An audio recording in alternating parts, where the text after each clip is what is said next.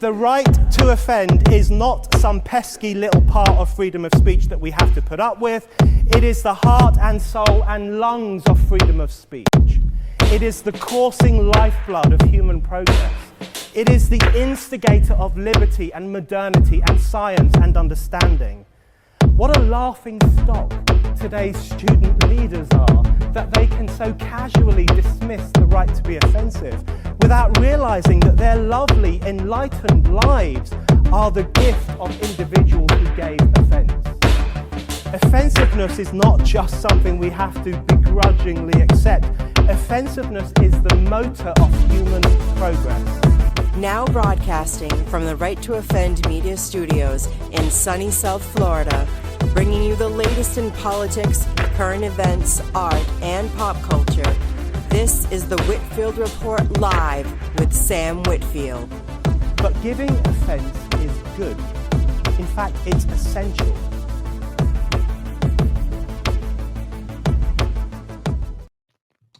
Alrighty, folks, welcome to the Whitfield Report Monday edition.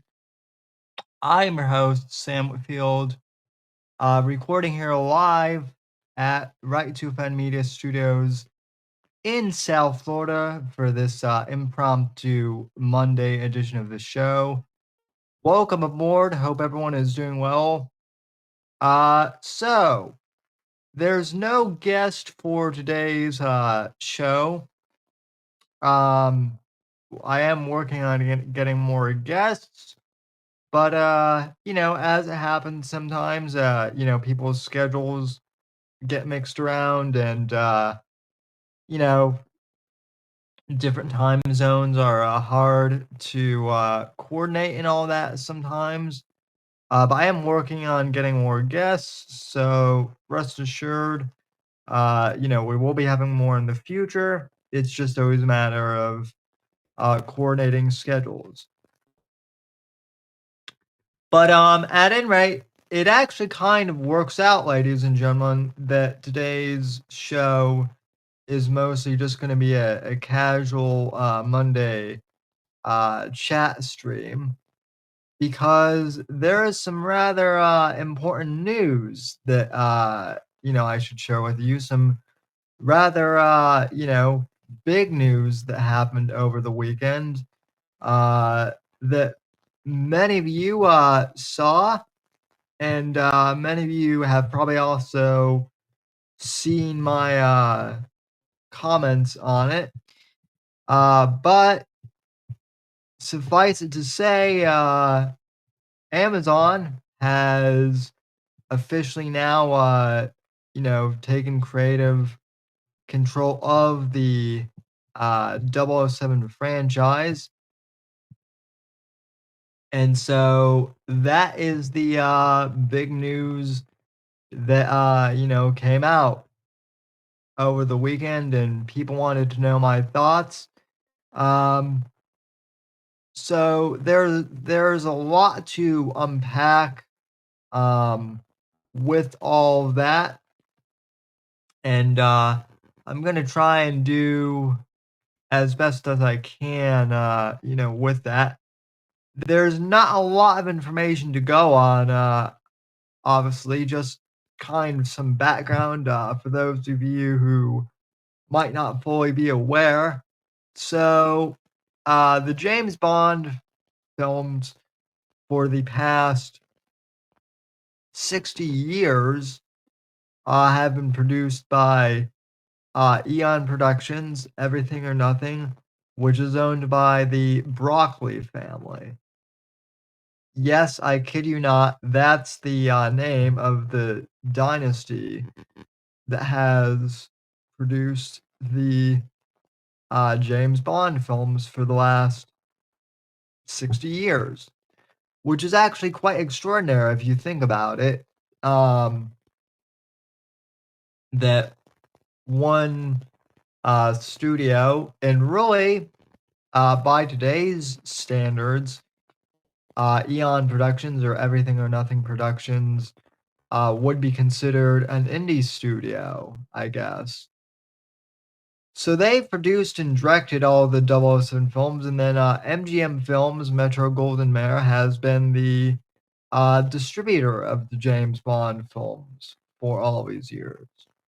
So Eon has made the films, and then MGM has, done some production and distribution of the films, which is not, that's pretty commonplace. That's kind of how the movie industry works. You get a studio, but then you also get a company to, produce the film, to help produce and distribute the films. And so this franchise has been, part of this family for 60 years. It started off with Cubby Broccoli, an American, by the way. The story goes that he was reading Playboy magazine in the 50s, as most men were back then, and he stumbled upon one of the James Bond short stories that was published in there, and he had just started out this film production company, and he thought, boy, this would make a great film series. Or a great film. So he got in touch with Ian Fleming, who is British, and got in touch with his agent and asked if he could,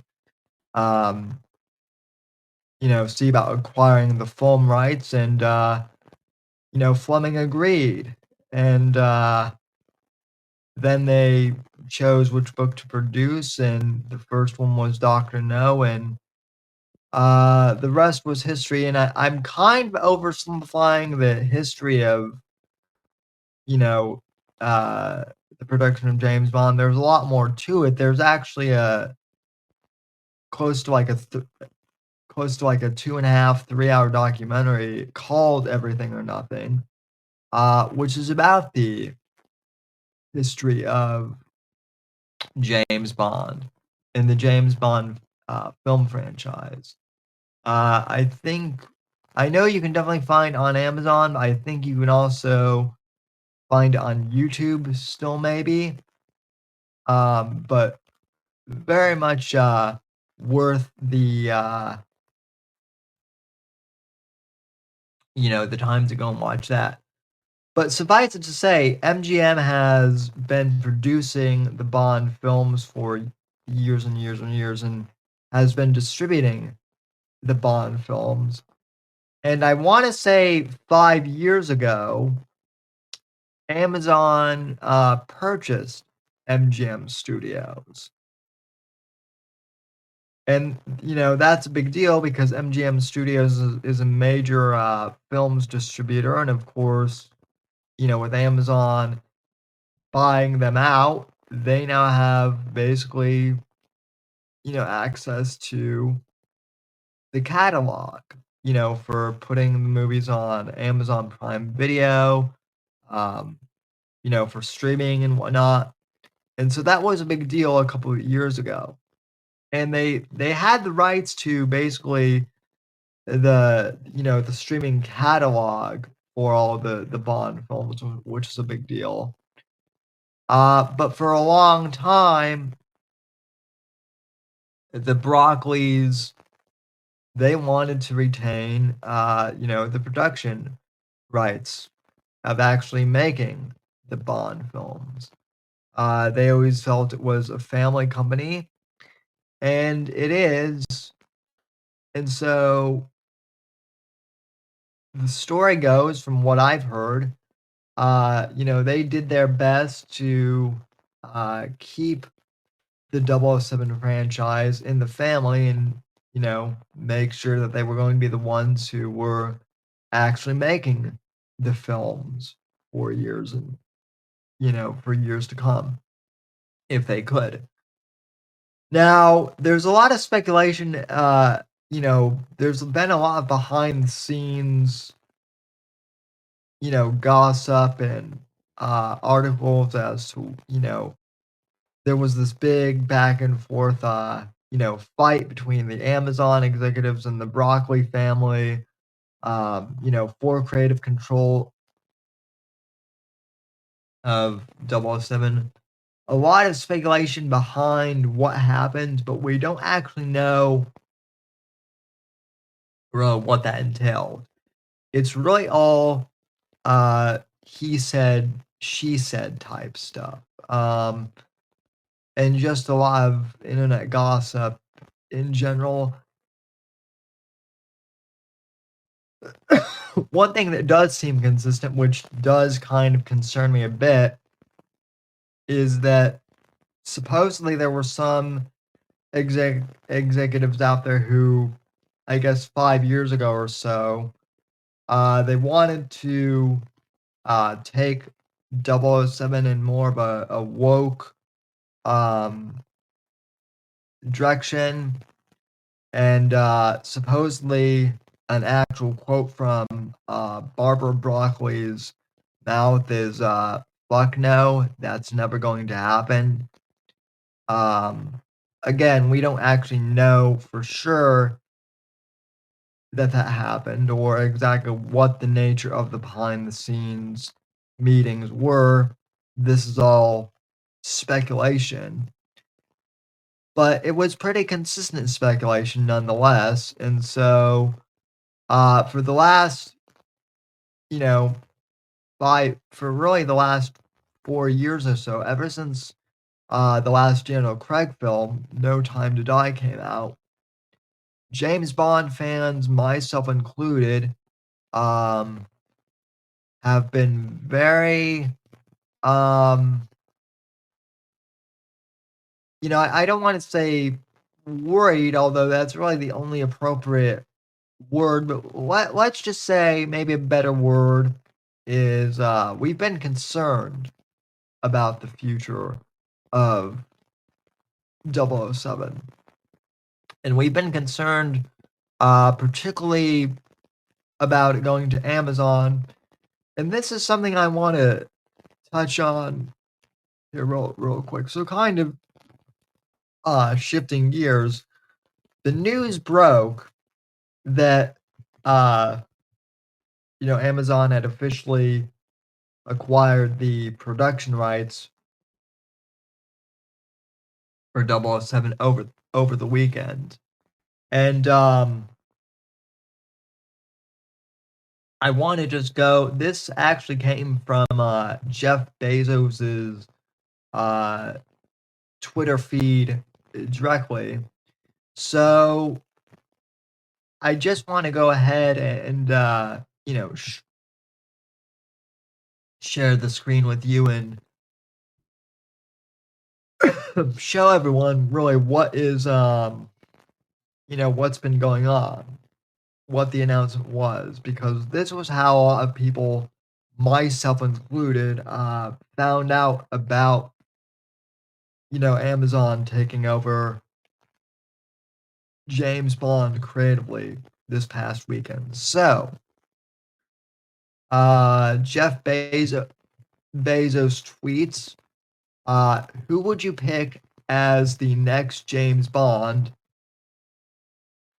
And then there's a news headline below here. Doesn't say who from, but the headline is James Bond, long-serving producers give control to Amazon. And I guess this is from Reuters. So that tweet went out on February 20th at 10 a.m. So again, over the weekend. And this post alone, or tweet, or whatever you want to call it, has gotten 16.9 million views. So again, Jeff Bezos asks, who would you pick as the next James Bond? And there have been all sorts of different reactions. You can see here the critical drinker responds, This guy, just cast him right now. Don't screw it up, and you'll make billions. And that's Henry Cavill.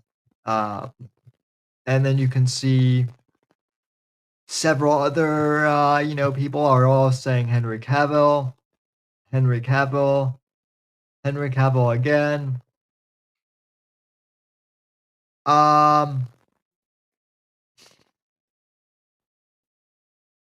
People are saying, it's pretty much like Henry Cavill down the line. Basically, though, most people are just saying, we'd like Henry Cavill, but again, most people are saying, and I think Autism Capital here says it the best, please, please, please keep James Bond as James Bond. No woke things, no gender bending, no race swapping. Please keep the memory of this character intact. Sincerely, every James Bond fan ever. And that is a sentiment that I think basically, yeah, he's right. Whoever runs Autism Capital is absolutely right about that. That's pretty much that, and that's pretty much the general sentiment of, the reactions from most James Bond fans is A, make it Henry Cavill, but B, and more importantly, don't fuck it up with woke stuff. And that seems to just be the general overall reaction of the James Bond fan base is for the love of God, please don't fuck this up. And there are some people who are saying, well, Sam, that's just a knee-jerk reaction, and it's still too early. It's still too early to tell why are Bond fans reacting this way. They should be celebrating. So why are people panicking? Well, there are a couple of different reasons I would say. I would say we're not panicking. That's not a right, that's not exactly how I would say it. But given the track record of, various franchises, I think people have the right to, be a little cautious given what's happened to other franchises in the last few years. Most notably, let's take Star Wars, for example, folks. Just pretty straightforward and simple here. So let's take Star Wars, shall we, as an example. So back in late 2012, I believe it was Disney Disney acquires Lucasfilm and acquires Star Wars, and George Lucas walks away and makes possibly like one of the most historically lucrative business deals in the movie industry. And everyone is excited about the future of Star Wars, including me, and everyone's feeling pretty good. With Disney's financial backing, they'll be able to secure the success of Star Wars for decades to come, and everything was pretty optimistic. And then fast forward to 2015, The Force Awakens comes out, and it's okay, but it's not really it's okay for, I guess, like a relaunch of the franchise. I remember I was certainly excited about it at first. It wasn't a bad Star Wars film, but it wasn't great. And I think one thing that the Star Wars fans really wanted from The Force Awakens is they wanted Luke, Leia, and Han, the original three of the original trilogy. They all wanted them on screen at the same time. That was really all Star Wars fans had wanted if there was going to be, a sequel trilogy.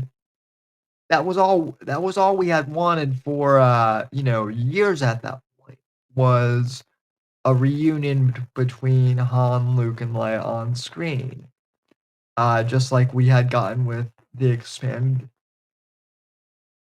universe, through the books. And we never got that in The Force Awakens. So that was disappointing.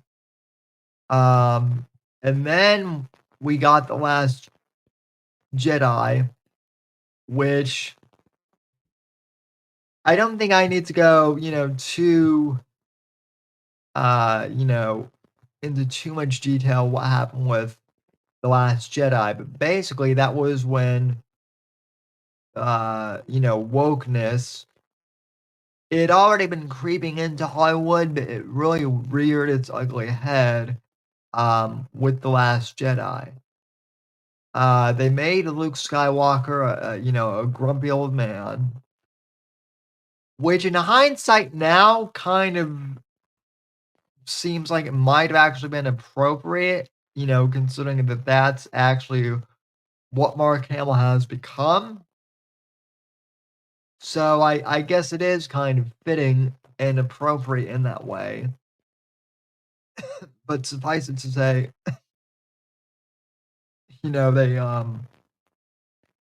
they basically tried to subvert your expectations of the hero trope in The Last Jedi, which is what all, social justice warriors and all wokesters like to do with film is, subvert as many hero tropes just to fit, to put in their edgy, woke propaganda, right? So Lucasfilm slash Disney, kind of, they more or less shit the bed with The Last Jedi. And then they not only did that, but then they doubled down on that with a bunch of the spin-off shows. They did well with The Mandalorian series on Disney Plus up until they basically canned Gina Carano for merely expressing her opinion online, which wasn't, far left enough, and they canceled her. And so Disney, to make a long story short, killed a once loved franchise by millions by just wokifying it to death. And believe me, it's not that like Star Wars was ever like a right wing, like pro America, fuck yeah type of film.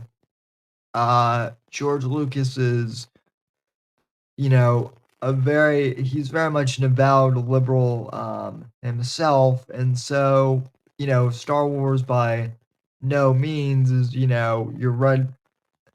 Star Wars by no means is your America fuck yeah, uh, pro Reagan type of franchise. It's not. But the original trilogy really understands the the hero's journey. So to speak, and it tells the hero's journey in a very entertaining way, in a very inspiring way.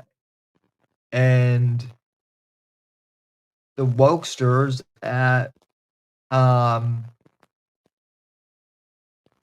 in Hollywood, they don't like that. So they were destined to try and destroy that. Now moving on to Amazon specifically, Amazon also acquired the rights to The Lord of the Rings, and by then there were woke people in Hollywood who were in charge of Amazon studios there as well. So what did they do? Well, they didn't mess with the original Lord of the Rings films. Thank God. But they made but they did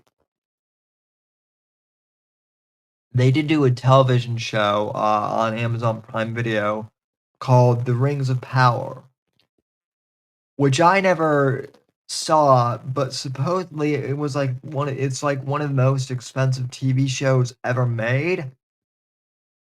And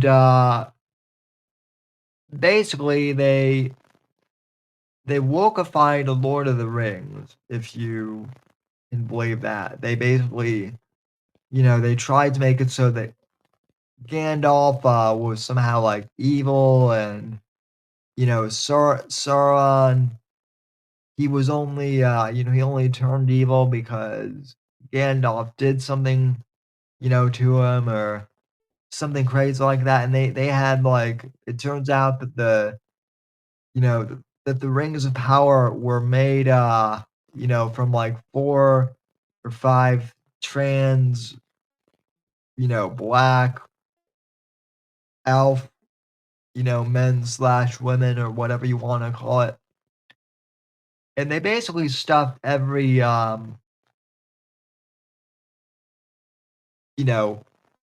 basically woke trope into the rings of power, and it did terribly. So and a lot of Lord of the Rings fans were upset, and still are upset by this. They don't want to talk about the Rings of Power.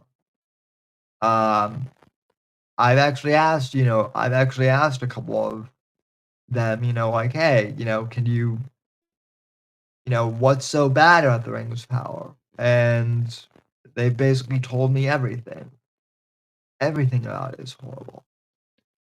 And then that's more or less the end of the conversation, because they don't want to talk about it. So, given the track record of both Disney and Amazon Studios with taking classic franchises and ruining them like this, there's been admittedly a huge concern over the woke trying to do the same thing to James Bond. In fact, many leftists in the entertainment world have said previously that they want to get rid of 007 entirely, because he's the embodiment of toxic masculinity. He's he's a white straight British male, so he's an imperialist, and he kills people without remorse, so that makes him bad. And worst of all, he has his way with women, and that's unacceptable. That's misogyny. And he's, says a bunch of witty and, things, and that's problematic. And, they've tried to say that Ian Fleming was a racist, and that he, hated Jews, even though they now hate Jews themselves, which is ironic. And by the way, I've been reading Fleming's biography so far, the one that came out last year, and considering that he served in World War II and fought against the Nazis as part of the British Navy, there doesn't seem to be any evidence that he was anti-Semitic. But I digress, because that's basically, what they do. They call anyone who they don't like, a Nazi or a bigot. And, all that sort of thing.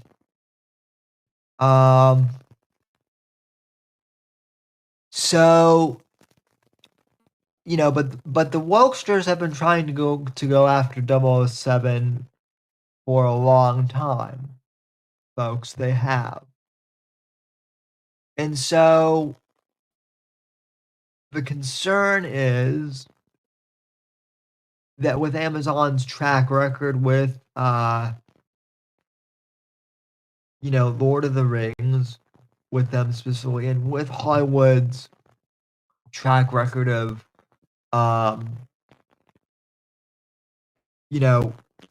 just destroying beloved franchises in general.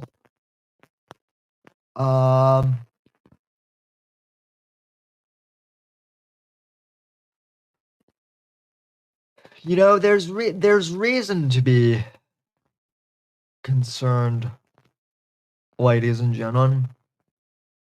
And I don't blame Bond fans for being a bit worried. I would be too if I were in that situation. I mean, there was a big controversy 2 years ago, because the publisher who owns the publishing rights for the Fleming estate and for the James Bond novels,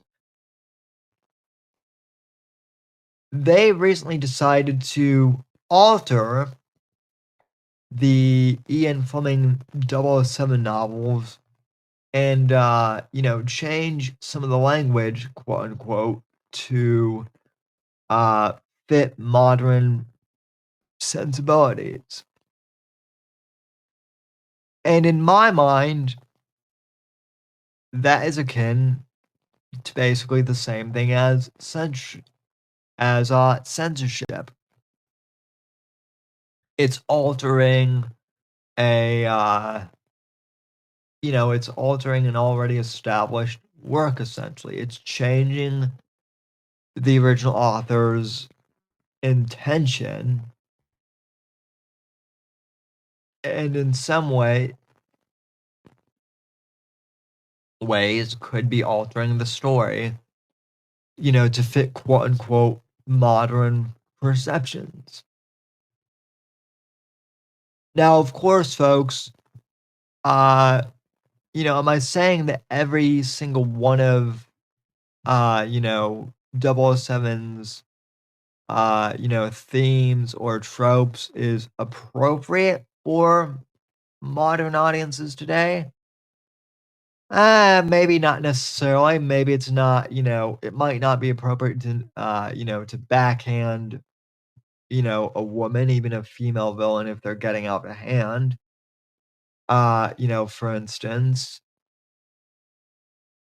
But that's not to say that you should throw the baby out with the bathwater. Instead of trying to alter the, the texts to fit the current day worldview, it would be much more beneficial, I believe at least, if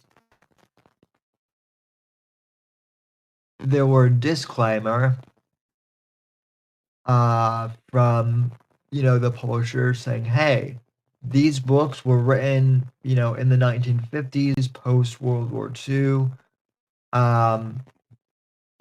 There are different views. There were different views then than there are today, and just keep that in mind, reader. And that's all that needed to happen. And in fact, up until 2 years ago, that is essentially what was in the books. I think in like the mid 2000s reprintings of the 007 books. So, and now the current 007 novels that have come out, they all involve, stuff like, right wing extremism. I know that like in one of the books, in one of the like the latest books that came out, I think like for King and Country or something, the main James Bond villain is someone akin to like an Elon Musk slash Donald Trump hybrid. And that book came out in like 2024, I think. So that was kind of appropriate. But suffice it to say, folks, Bond, at least in the literary sense, has already been wokeified somewhat. And there is already some concern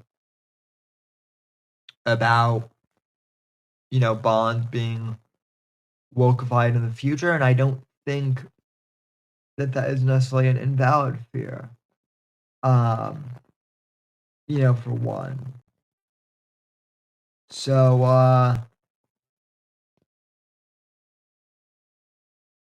don't think 007 fans are necessarily, wrong to be a bit nervous about the future of 007, because I certainly am. Um, with that being said, will I still at least, keep an eye on what's going on with the franchise? Absolutely. I'm I'm never going to stop loving 007 in general and James Bond in general. Even if the future films are crap, I'm still going to watch, the 26 previous films, which are my all-time favorite films, and I'm still going to reread the James Bond books that I have here, that I love and that matter so much to me because they're awesome and should be preserved in their original state. So, folks, there may be a lot of uncertainty, but I still love 007 as a character, and that's what matters. Um, and really, that's all I can say for right now on the subject. Before we close, though, I I did write an article on my Substack for American Instinct Adventures that I would like to share with you. I published it this past weekend. It's already gotten a lot of views from people on Substack, and I really appreciate it. But I want to read this to you because I think it really sums up my feelings on James Bond in general and why I love the character so much. So, ladies and gentlemen, this is titled A Lifelong Bond, and let me pull it up here on the screen for you all so that you can see here. And, and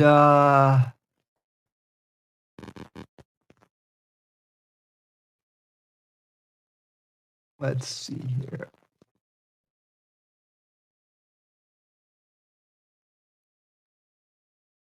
Let me just make sure that everything is good. Hold on a sec.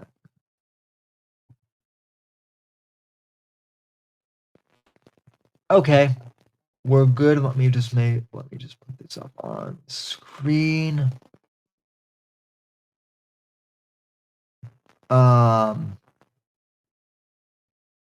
And then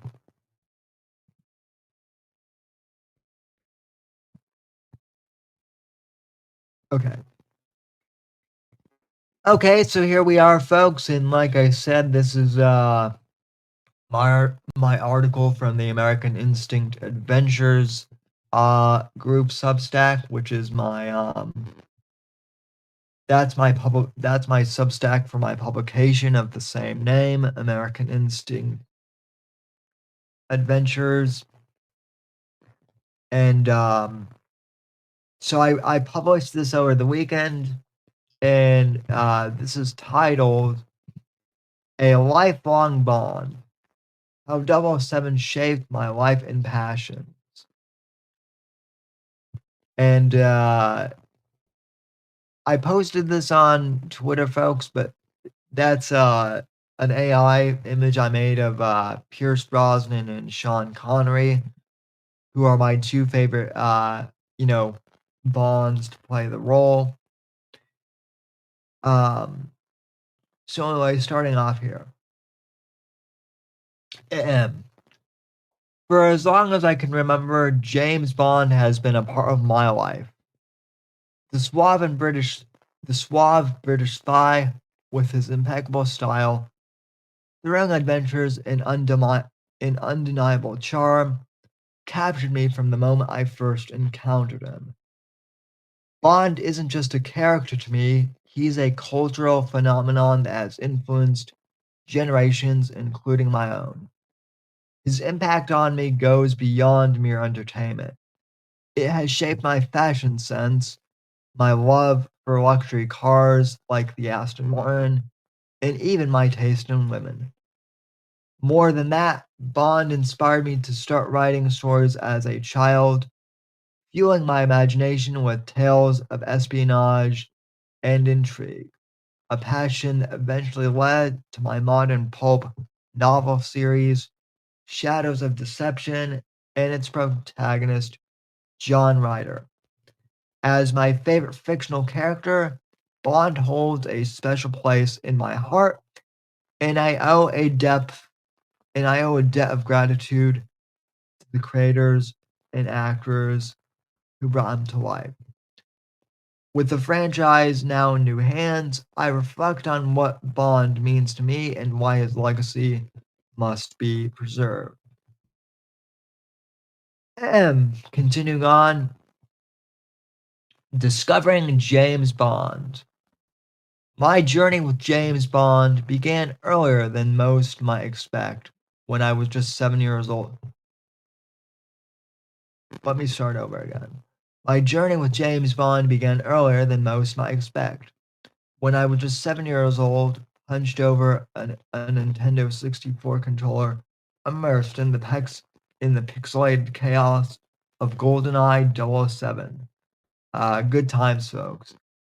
That game, with its thrilling multiplayer shootouts and stealthy missions through the facility level, was my first real taste of Bond's world. I'd spent hours dodging odd jobs, deadly hat, or racing against friends to capture the golden gun, feeling like a spy in training. Around that same time, I got my hands on Tomorrow Never Dies or the original PlayStation. The game's high-octane action, driving a BMW through the streets of Saigon, or taking down enemies with a silenced pistol, brought Pierce Brosnan's Bond to life in a way that captivated my young imagination. Those early gaming experiences weren't just fun, they planted seeds of a lifelong obsession with 007, introducing me to his cool gadgets, daring escapes, and unflappable charms. From there, I drove into the films, starting with Pierce Brosnan's run as Bond.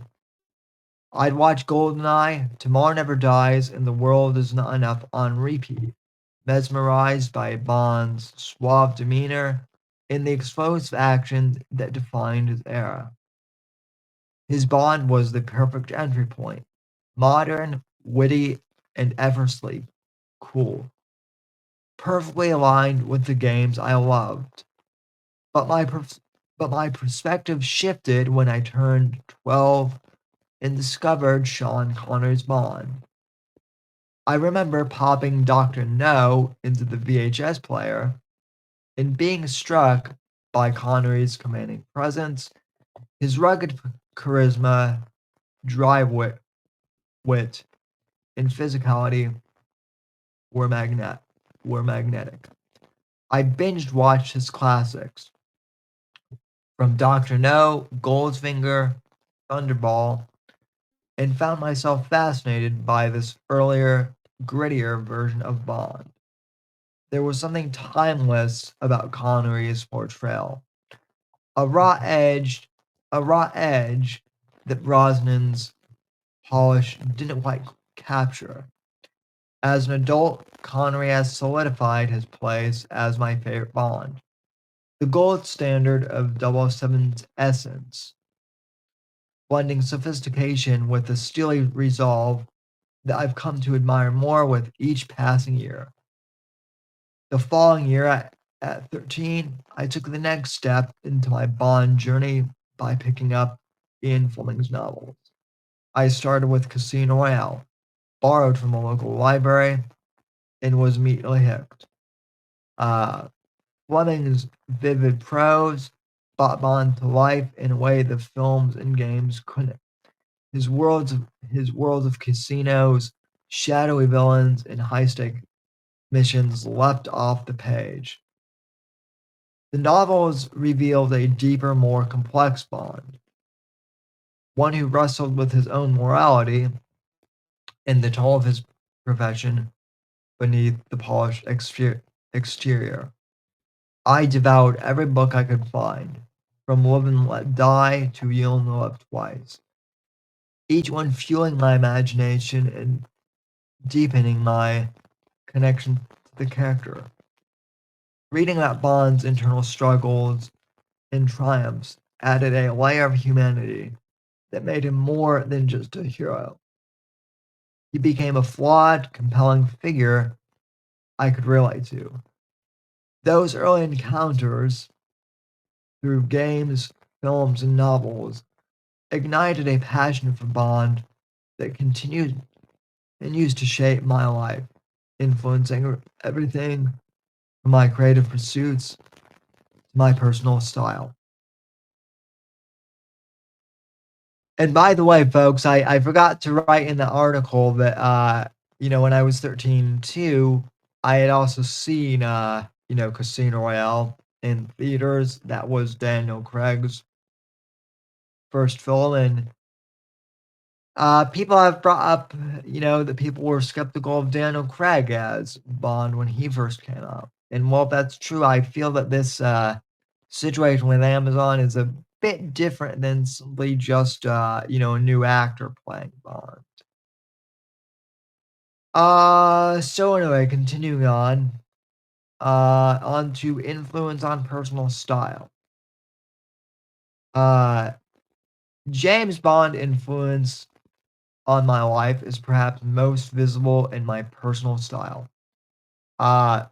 Fashion has always been a crucial aspect of Bond's identity, and his wardrobe is as iconic as the character himself.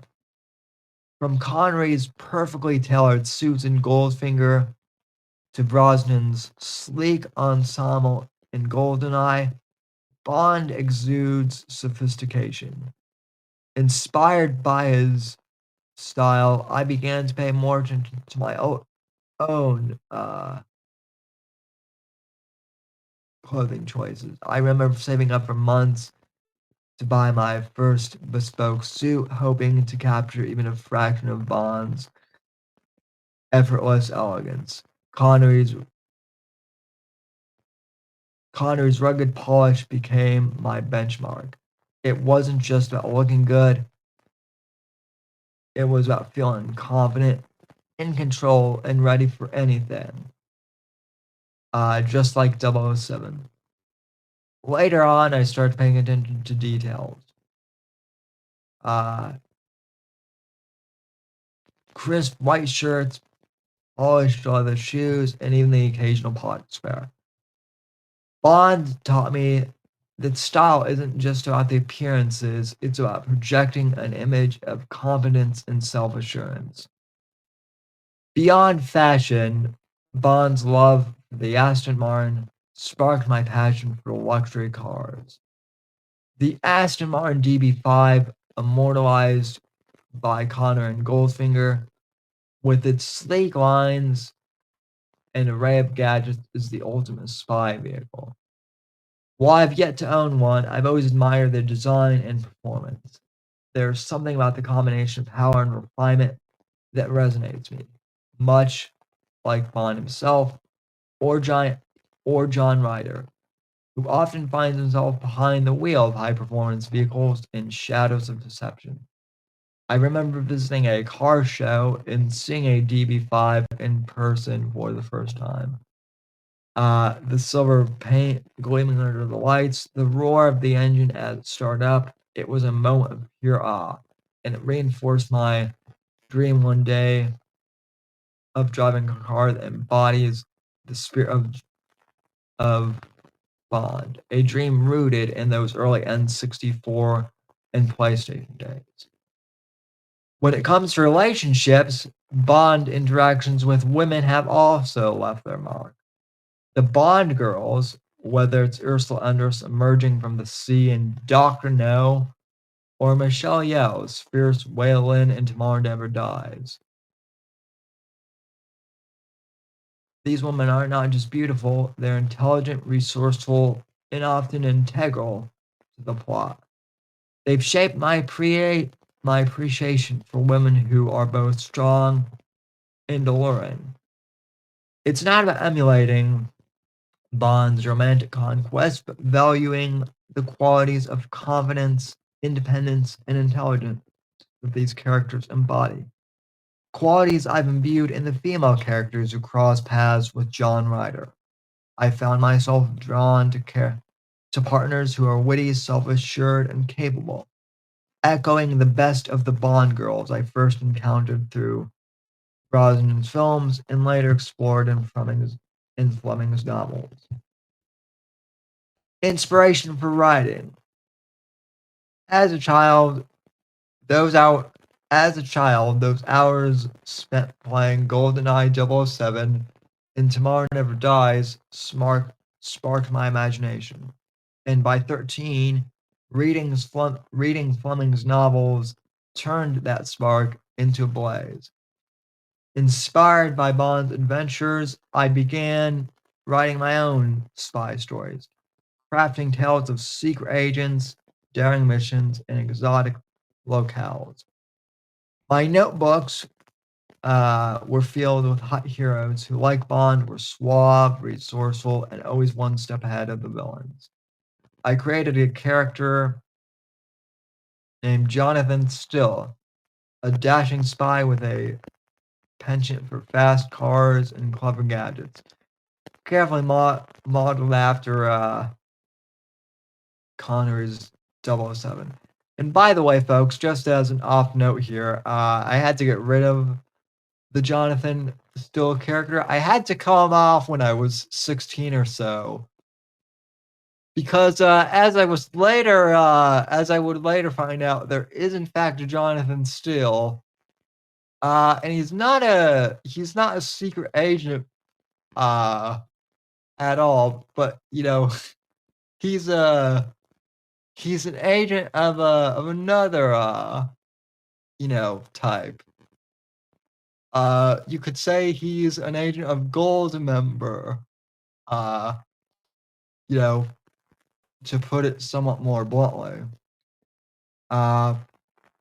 Anyway, though, continuing on. Writing became a way to channel my admiration for Bond, to live vicariously through my own creations. That childhood spark never faded, and years later it blossomed into my modern pulp novel series, Shadows of Deception. The series follows John Ryder, a Navy SEAL turned intelligence operative who answers directly to the Director of National Intelligence and the President of the United States. Writer is my homage to James Bond, a character who embodies the same blend of grit, sophistication, and moral complexity that drew me to Connery's portrayal. Like Bond, Ryder is a man of action, equally at home in a tuxedo and at a high stakes gallery as he is in the field, disarming a bomb or taking down an enemy operative. But where Bond operates within the British Secret Service, Ryder's direct line to the DNI and POTUS reflects a modern twist, inspired by the post 9/11 intelligence landscape. I wanted Ryder to carry Bond's legacy, rooted in those N64 shootouts and Fleming's prose, into a new era, facing contemporary threats like cyber terrorism and geopolitical intrigue, while retaining the timeless qualities of a pulp hero.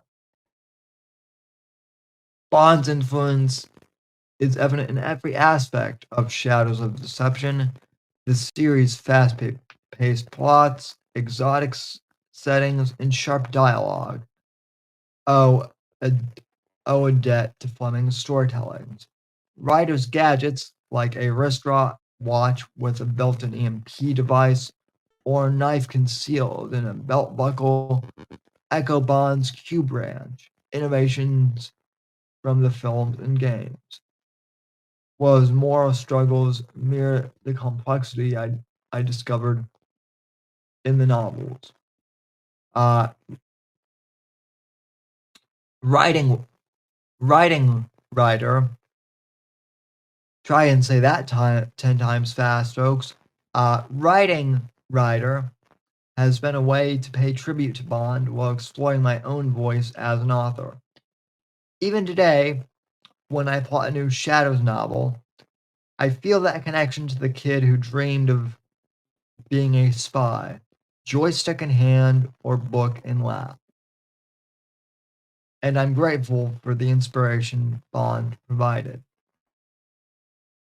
Moving on to the global appeal of Bond. Although James Bond is quintessentially British, his appeal is truly global.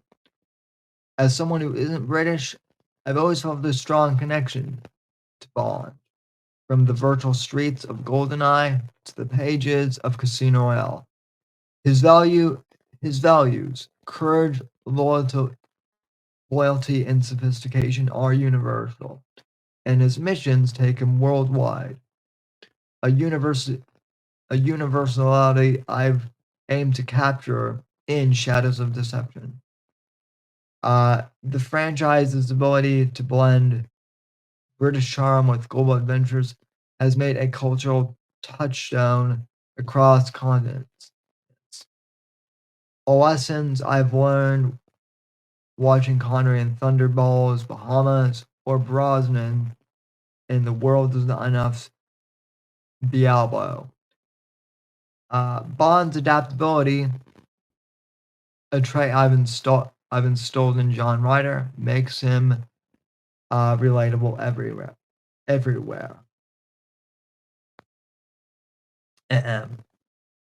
Key figures in Bond's legacy. I owe my love for Bond to key figures like Ian Fleming, whose novels at 13 showed me Bond's depth, Hugh Hefner, who brought Bond to America by Playboy magazine in the 1950s, the Broccoli family, who brought Bond to the silver screen, and of course, Sean Connery, George Lazenby, Roger Moore, Timothy Dalton, Pierce Brosnan, and Daniel Craig, all of whom brought a unique interpretation to the role of 007. Concerns about the future. With Amazon now steering Bond, I can't help but feel trepidation, not just from their mixed Rings of Power track record, but from the broader cultural shifts threatening Bond's essence. I'm aware of wokeness infecting the character, a concern rooted in my deep connection to him as a fan, and as a writer inspired by his legacy. Bond has always evolved with the time. Connery's Cold War grit gave way to Brosnan's post-Soviet flair, and Daniel Craig's tenure grappled with a post-9/11 world. That adaptability is part of his strength, ensuring he reflects each era's challenge. But there is a difference between evolution and erasure, and I fear Amazon might bow to pressures that dilute what makes Bond unique. To me, Bond is an inspiration for heterosexual masculinity, confident, capable, and unapologetically himself. He's a man who navigates danger with wit and charm, who values loyalty and duty, and yes, who enjoys the company of women without apology. This isn't the toxic male character that radicals who often care little for Bond's history try and pin on him. Fleming's Bond, and even Connery's, was never a brute. He was a gentleman with an edge, a protector who faced moral ambiguity head on. His masculinity isn't about domination, but about resilience and style, qualities I've channeled into John Ryder, who embodies a similar ethos without pandering to fleeting trends. I worry that Amazon, in a bid to appease modern trends, might soften Bond's edges, turning him into a sanitized, inoffensive figure who lectures rather than acts, or worse, makes him a mouthpiece for ideologies that clash with his core. Rumors of a gender-swapped 007 or a Bond who shies away from his classic traits fill me with dread. Bond's appeal lies in his specificity. I can never pronounce that word right. A British spy, a man's man, a flawed hero, not in becoming a blank slate for every agenda. I'm not against progress. I'd welcome a Bond who tackles today's issues. Cyber threats, global security with the same panache. But if Amazon sacrifices his heterosexual masculinity, his roguish charm, or his British identity to fit a woke mold, they risk alienating fans like me who have built our own worlds like Shadows of Deception on his foundation. I hope they respect his roots, consulting Eon's legacy and fans to keep Bond the icon he's always been. Appreciation for Eon Productions. Eon Productions' dedication has kept Bond thriving, inspiring fans like me to create works like Shadows of Deception. I'm grateful for the era I've experienced, from Connery's classics to Brosnan's modern flair, and I hope their influence endures. And in conclusion, folks, James Bond has shaped my style, interest, and creativity, from N64 battles to Shadows of Deception. As the franchise evolves under Amazon, I hope 007's essence, his masculinity, charm, and courage endures, continuing to inspire as it has for me. And there you have it, folks. So that is my that is my lifelong bond with 007, folks.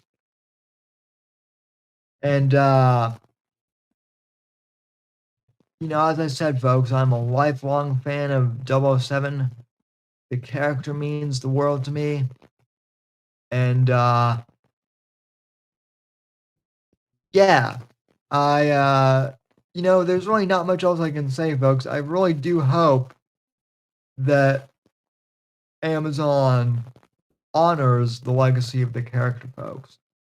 I don't like to be a pessimist at all, folks. That's not who I am as a person. And most of you know that about me by now. But, you know, we're living in times where, Hollywood is gonna, they have a track record of ruining beloved franchises, folks. And so, while I'm trying not to be a total, sourpuss and Debbie Downer about this, I can't help but, be worried given Hollywood's track record with, beloved heroes like this. Um, and real quick, I'm checking the chat real quick on Rumble. Joe Fish says, "What's up, Sammy? I'm not a 007 fan, but this is pretty interesting." Yes, indeed, Joe. Good to see you as well, sir. It is very interesting. And it will be interesting to see where the franchise goes from here. I'm a little. I mean, I wish I could say I was excited for this, but I'm really not excited much. More like I'm nervous. And as I said at the beginning of this program, like pretty much every other 007 fan out there, I just hope they don't fuck this up. At the bare minimum, folks, that's really all I'm asking for, Amazon. Please do not fuck this up. Please keep Bond, a masculine icon, because we don't have enough of those in pop culture, and so it would be really nice for once if Amazon actually, you want to subvert expectations, Amazon? The way to subvert expectations now would be to actually, keep Bond a masculine character. And as I said, there's plenty of ways to modernize him. I know that like the whole plot in Tomorrow Never Dies with an internet media mogul tycoon being a super genius. I know that back in the 90s that was a bit far fetched, but now that seems more appropriate than ever. So do something like that. There are more opportunities, to do Bond correctly in the modern era. Bond can be adapted to the modern era if you get the right people, writing the books and directing the films. It's just a matter of making sure that those people, are good writers, are at the head of the table. But, we'll see. There's not much else I can say on that. Jill also says Hollywood loves to torture us. I wish Amazon would pick up that Halo series too. And then regarding Bond, I think he says it could be badass. Yes, it could. And that's the frustrating thing, Joe, is if they listened to the fans, and if they do listen to the fans, which is what I'm hoping they do, they could make Bond a success. Or continue the success of Bond. It could be a badass franchise in the future. But given Hollywood's track record, I don't think that they're gonna do that. But we shall see.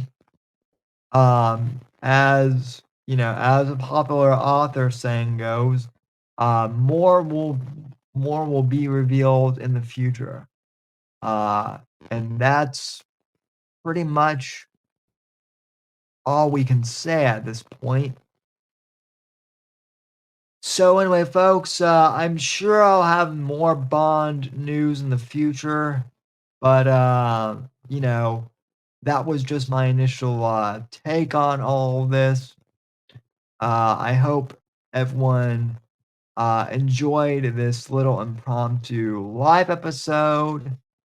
And by all means, folks, if there are any guests who are, James Bond connoisseurs or experts like myself, and if you guys would like to appear on the podcast, reach out to me. I'd love to have anyone on to talk about Bond. We've had my good friend Mark Hunt on the podcast before to talk Bond. I am going to try and get him on, in the future to talk Bond at some point. So we will get his opinion and some others as well in the future, I'm sure. I'm sure more people want to know my opinion on this and discuss with me. So I'm always happy to do that. But these are just my initial, thoughts kind of, starting off. So anyway, that'll just about do it for tonight. For tonight's episode, folks. Before we, sign off here, though, I do want to, speaking of books and promoting things, Night of the Vigilante, my next book in the Shadows of Deception universe, and the first Jason Miller book, that will be released on March 25th, in paperback and ebook. Audiobook just got done at the end of last week, and it sounds spectacular. I got some great feedback from some early beta readers on Night of the Vigilante, so I'm going to do some minor, corrections and adjust things before final publication in March. We'll get this out to you, and then I am also in the process of working on John Rider number 4, Sins of the Assassin, which will come out later this summer, and other writing projects as well. But, so even if Bond goes to, absolute shit, you guys will at least have the Shadows of the Deception saga and American Instinct books, ladies and gentlemen. But anyway, folks, as always, it's great talking to you, fine folks. I really appreciate everyone who tuned in to tonight's episode, and we'll talk at you here down the road, and we will see you all for the regular show on Wednesday night, 10 p.m. Eastern. And have a good night, folks, and thanks for tuning in.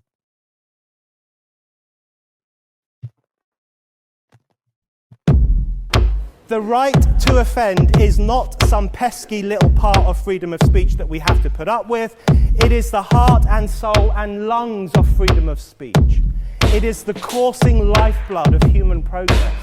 It is the instigator of liberty and modernity and science and understanding. What a laughing stock today's student leaders are, that they can so casually dismiss the right to be offensive without realizing that their lovely, enlightened lives are the gift of individuals who gave offense. Offensiveness is not just something we have to begrudgingly accept. Offensiveness is the motor of human progress. Thank you for watching the Whitfield Report live on the Right to Offend Media Network. Make sure to check out Sam's books on Amazon, Audible, and Kindle. You can follow Sam on X at SamW_NGC and the Right to Offend Media Network at RTO Media. Like, comment, subscribe, and share with your friends. And until next time, God bless, God save this great nation. God, freedom, legacy, in that order.